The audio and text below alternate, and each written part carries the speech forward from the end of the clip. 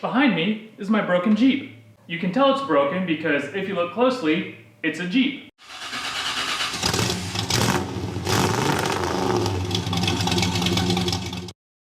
You might have already seen me fix this exact Jeep before, like this, and this, and this, and I don't know, maybe even this. I can't tell. I fix it a lot. Instead of just watching me fix another aging Chrysler product, I want to take a look at what high mileage Jeep life is actually like.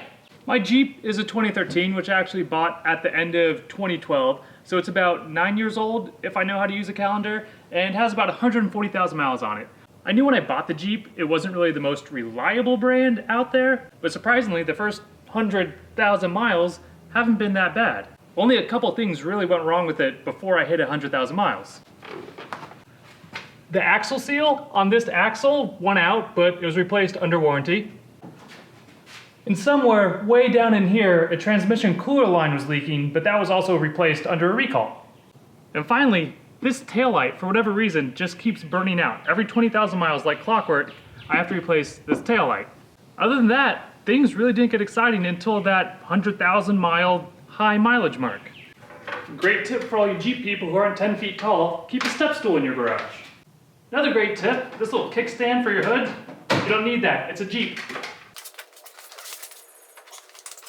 Right around 100,000 miles, I got a check engine light for an oil temperature sensor switch, which is a $30 part, but is buried all the way down here inside the middle of the engine. Super hard to get to, had to replace the upper and lower intake manifold gaskets while I was at it. At the same time, since it was 100,000 miles, also did the serpentine belts, flushed the radiator.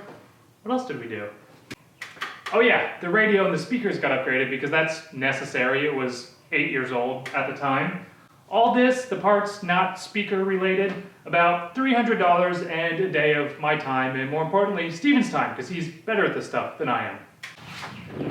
Our journey continues a few months later in the transmission area, where I thought I had destroyed my transmission because anytime I shifted the car into gear, it would make a horrible metal on metal grinding noise. Turns out it was just the starter. So I replaced the starter and 2 idler pulleys because I'm not good at diagnosing bad starters. Took about a day, another $200. Right after that, since I realized I didn't destroy my transmission, it was probably about time for the 100,000-ish mile transmission service. So I took off the transmission pan, put a new filter in, refilled it with some of the finest ATF that Chrysler recommends, and so far it's been problem-free. This model Jeep actually has a 20-year-old Mercedes-Benz transmission in it, which is supposed to be pretty bulletproof. Knock on wood. Or particle board. I probably need nicer shelves, they're getting saggy.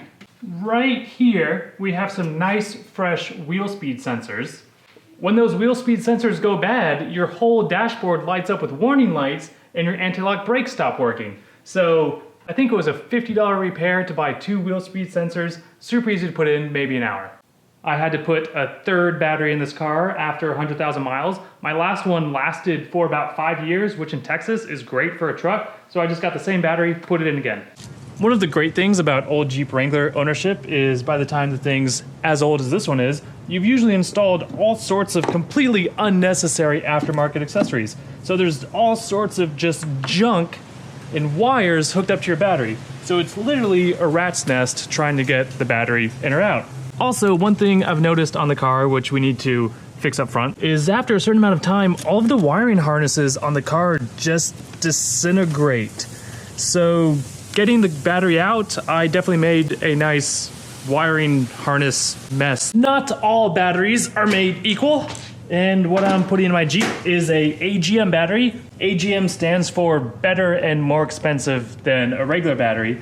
I did my research on the brand that I'm putting in. This one's actually made by Johnson Controls. They're famous for, I think, bratwurst, but there's really only 3 or 4 big battery manufacturers. Johnson Controls is a good one. It's just renamed with the house brand from the auto parts store I bought it from.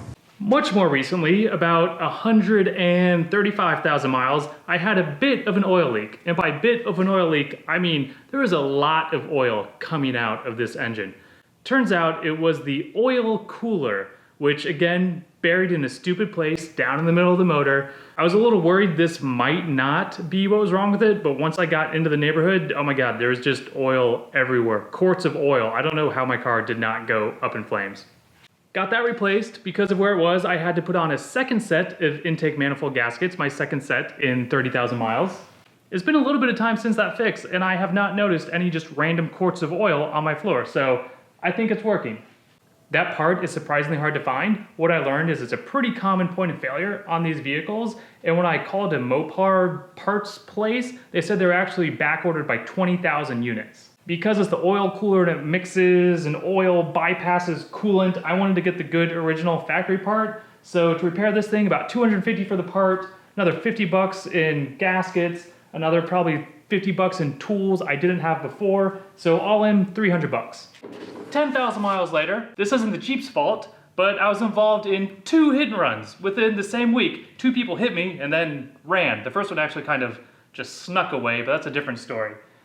There were some little scratches, so naturally I took it as an opportunity to redo my rock rails, bumpers, fenders. They've been a little faded, so I coated them with some Raptor liner, and another 10, 20,000 miles later, it's holding up really well. This maybe wouldn't be necessary maintenance, but also about this time, all the plastic fenders on Jeeps and bumpers get really faded and look nasty, so something was gonna have to happen anyways. After 9 years of factory wheels, I finally upgraded my actual wheels. Again, not necessary, but as the children say, YOLO? I've had BFG tires on here ever since I first put my own set of tires on it, and I love these things. So put a new set of these on. Not the best thing for a Jeep because you have to buy 5 since you've got a spare, but I do rotate my spare in when I change the oil and rotate the tires, so you get a little more life out of it, even though you've got a higher price tag up front. Respraying the bumpers, the fenders, everything, maybe $100. 5 new tires, like 12, 1300 wheels, another more than that. That's pretty much everything I've fixed on this since 100,000 miles, and in a minute we'll add up the cost that I did it myself for, and then what it would have cost me to have a dealership do it, which those are drastically different numbers. But first, since it's a Jeep, I mean, there are still broken things on it, so let's take a look at what I have left to fix. My heater seems to only want to blow warm air on one side of the car, and I'm pretty certain my heater core is clogged up. Hopefully the easy fix, I have some coolant system cleaner pumping around in the motor right now. Gonna flush it out really good with water, then refill it with some decent antifreeze. Hopefully that will unclog my heater core. If it doesn't, well, I live in Texas and it doesn't get that cold. The front CV boot on the Jeep has decided to disintegrate. This is more common with Jeeps that are really lifted. This is only lifted 2 inches, shouldn't be a problem. Again, probably just a aging Chrysler thing. You can either replace the whole front differential, or you can buy a rebuild kit. Rebuild kit, about $100 online. Probably gonna take an afternoon to throw it in there, hopefully.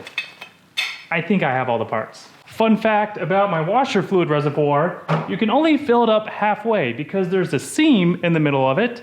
And well, once you fill it up past that seam, all your fluid just starts leaking on the ground. So need to replace that because I like having a clean windshield. And we can't forget the great taillight of failure. It is burnt out again. And I think I've actually replaced this taillight bulb so many times, the plastic housing is starting to fall apart and disintegrate. So yeah, I need some glue to fix that one. Now it's time to do what every great automotive YouTube channel does, is bust out the calculator and do some math. No, actually, I don't think any of them do math. Let's do it anyways. Here we go with our math. Oil pressure sensor, $30. Intake gaskets, $50. Coolant, filters, spark plugs, other nonsense for that first repair, $120. All in, $200. If we had a shop do all of that, completing all the 100,000 mile service on top of the oil pressure change, probably $12.50. Next up, we had wheel speed sensors, $50. Transmission service, the fluid, the filter, $100 in parts. If we had all that done by a shop, probably around $500. Tires, $12.50. Battery, $250. Really no way to save any money there since I can't mount my own tires and nowhere really is going to charge you to install a battery. So that's the same price, $1,500 either way. The bodywork, it probably cost me about $100 to Raptor line all of the exterior bodywork.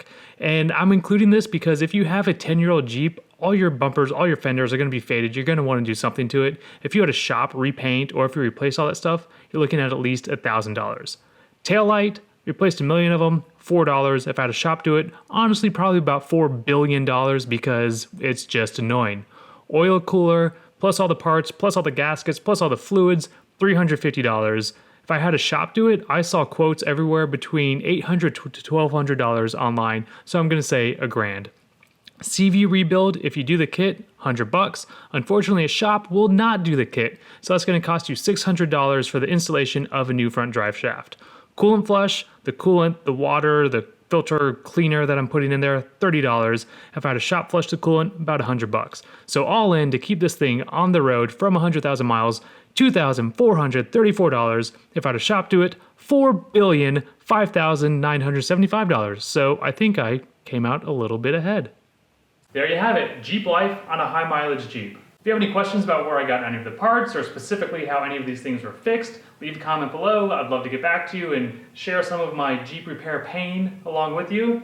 But for right now, she's not leaking, I don't have any check engine lights, and just like 1 or 2 things to fix and she'll be like back to just being a regular broken Jeep and not a more broken Jeep.